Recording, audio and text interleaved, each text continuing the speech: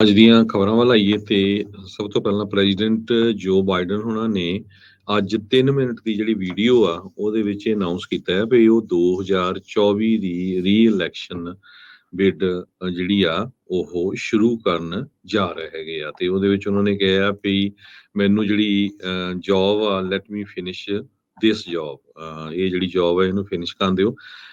President ਜੋ Biden ਹੁਣੀ 80 ਸਾਲਾਂ ਦੇ ਹੋਣਗੇ, ਇਸ ਟਾਈਮ 80 ਸਾਲਾਂ ਦੇ ਆ ਤੇ ਜਦੋਂ ਜੇ ਉਹ ਜਿੱਤਦੇ ਆ ਤੇ ਸੈਕੰਡ ਟਰਮ ਖਤਮ ਕਰਦੇ ਆ ਤਾਂ ਉਹ 86 ਈਅਰ 올ਡ ਹੋਣਗੇ।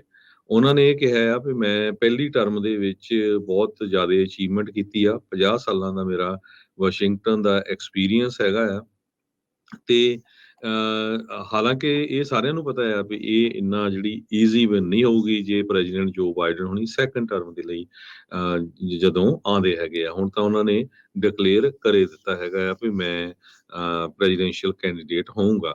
ਦੂਸਰੇ ਪਾਸੇ ਹਜੇ ਤੱਕ ਪ੍ਰੈਜ਼ੀਡੈਂਟ ਡੋਨਲਡ ਟਰੰਪ ਉਹਨਾਂ ਦਾ ਹੀ ਨਾਮ ਆ, ਹੋਰ ਜ਼ਿਆਦਾ ਨਾਮ ਜਿਹੜੇ ਨਹੀਂ ਆਏ ਹੈਗੇ।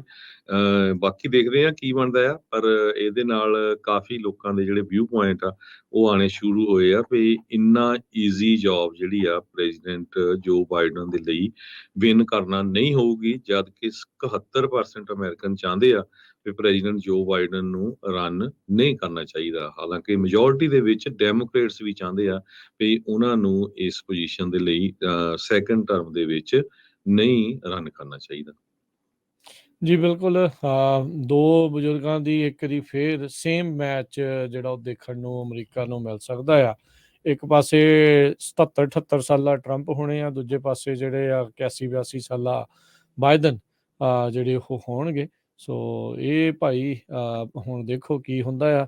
ਬਜ਼ੁਰਗਾਂ ਦੀ ਇੱਥੇ ਜਿਹੜੀ ਦੌੜ ਉਹ ਚੱਲਣੀ ਆ, ਨਹੀਂ ਤਾਂ ਮੇਲਿਆਂ ਦੇ ਵਿੱਚ ਬਜ਼ੁਰਗਾਂ ਦੀਆਂ ਦੌੜਾਂ ਦੇਖੀਆਂ ਜਾਂਦੀਆਂ ਸੀ, ਹੁਣ ਮੁਲਕ ਚਲਾਉਣ ਲਈ ਵੀ ਇਹ ਜਿਹੜੀਆਂ ਦੌੜਾਂ ਆਪਣੇ ਸਾਹਮਣੇ ਆ। ਉਹ ਵੀ ਕਹਿੰਦੇ ਆ ਵੀ ਮੇਕ ਅਮਰੀਕਾ ਗ੍ਰੇਟ ਅਗੇਨ, ਵੀ 4 ਸਾਲ ਲਾ ਕੇ ਉਹਨਾਂ ਕੋਲ ਕੰਮ ਪੂਰਾ ਨਹੀਂ ਹੋਇਆ ਤੇ ਹੁਣ ਕਹਿੰਦੇ ਜੀ ਬਾਈਡਨ ਹੋਣੀ ਕਹਿੰਦੇ ਵੀ 4 ਸਾਲ ਜਿਹੜੇ ਆ ਉਹ ਤੋਂ ਬਾਅਦ ਚ ਮੈਂ ਵੀ ਜਿਹੜਾ ਕੰਮ ਆਪਣਾ ਅਗਲੀ ਵਾਰੀ ਜਿਹੜਾ ਉਹ ਪੂਰਾ ਕਰੂੰਗਾ। ਸੋ ਲੋਕਾਂ ਨੂੰ ਦੇਖਣਾ ਪੈਣਾ, ਸੋਚਣਾ ਪੈਣਾ ਕੀ ਜਿਹੜਾ ਹੋਊਗਾ। ਦੂਜੇ ਪਾਸੇ ਜਿਹੜਾ ਹਰਜੋਤ ਸਿੰਘ ਰਿਪਬਲਿਕਨ ਖੇਮੇ ਚ ਨਿੱਕੀ ਹੈਲੀ, ਡਿਸੈਂਟਸ ਲੱਗਦਾ ਨਹੀਂ ਜਿਹੜਾ ਡਿਸੈਂਟਸ ਆ ਉਹ ਹੋਣਗੇ, ਕਿਉਂਕਿ ਟਰੰਪ ਹੁਣਾਂ ਨੇ ਡਿਸੈਂਟਸ ਦੇ ਉਲਟ ਬਹੁਤ ਸਾਰੀਆਂ ਐਡਸ ਆਲਰੇਡੀ ਰਨ ਕਰਨੀਆਂ ਸ਼ੁਰੂ ਕੀਤੀਆਂ ਆ। ਤੇ ਜਾਪਾਨ ਦੇ ਵਿੱਚ ਡਿਸੈਂਟਸ ਪਹੁੰਚੇ ਸੀਗੇ ਤੇ ਉਹਨਾਂ ਨੂੰ ਇਸ ਦੇ ਬਾਰੇ ਜਦ ਪੁੱਛਿਆ ਗਿਆ ਤੇ ਕਹਿੰਦੇ ਵੀ ਕੋਈ ਨਹੀਂ, ਦੇਖਾਂਗੇ ਜੇ ਮੈਂ ਇਸ ਦੌੜ ਦੇ ਵਿੱਚ ਆਇਆ ਉਦੋਂ।